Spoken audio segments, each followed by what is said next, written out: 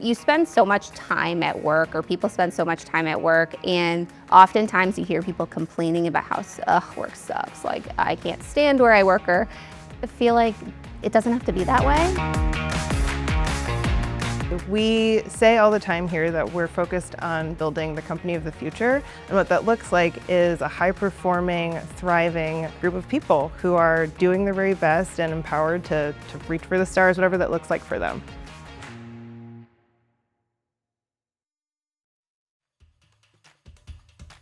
Hey, I'm so excited to introduce one of our hottest clients that's using Bob today. They're called Chili Piper. I've invited Enzu and Hallie in order to talk a little bit more about their People Proud strategy, leaning into the HR operations and culture over at Chili Piper. So let's head over.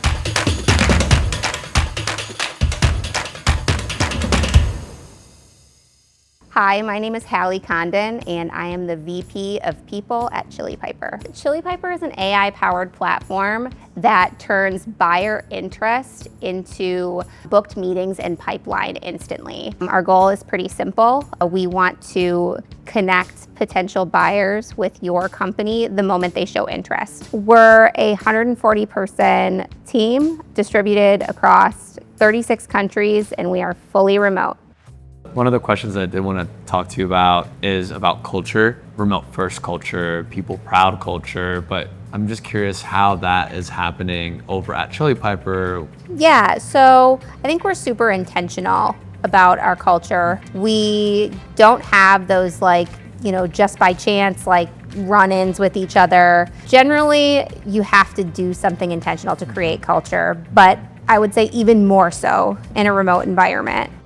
We want people to feel welcome regardless of where they're coming from, and I think that's one of the beautiful things about having a globally distributed company is that you get to engage and interact with people from walks of life you otherwise wouldn't. So at my previous company, we were looking to implement our first HRIS. I had demoed a bunch of other tools, and I was everything was honestly just kind of disappointing. And I came across Bob, and even before I had a demo, I was like, wow, this feels in touch with what today's working environment was, molded to fit the way that you work rather than you having to mold your process to do what the tool does.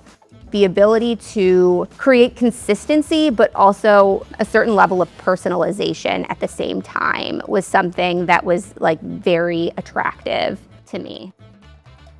But when we wrote a decision memo for this tool, we had estimated hours that we felt like it would be saving. I estimated 20 hours a month. It could be more than that, but also in addition to that, we're also providing a better onboarding than we were before. We are self-servicing more things than we were before. So there's time that's hidden there. One thing that I noticed is that you guys do around 8 surveys a year.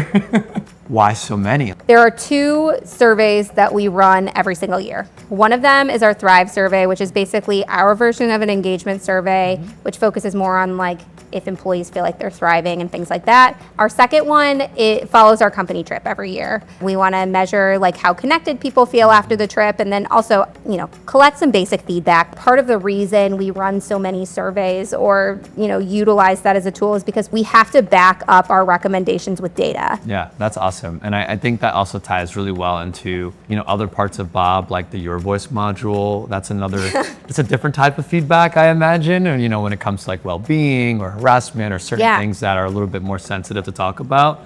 So how are you leveraging the Your Voice module today in that regard? So initially when we got the Your Voice module, we got it because we wanted people to have more than one way to report questionable conduct, I guess you could call it. Yep. Thankfully, we do not get that many reports of those kind of things, but we have actually used the tool for feedback opportunities. So an example of that might be last year, we did a lot of communication for our US employees around the election and the results of that. And there were people that had feedback about that, and we wanted them to feel comfortable providing that feedback, but we also The nice thing about Your Voice is that there's the option for two-way communication where surveys or feedback in the talent module don't necessarily have that.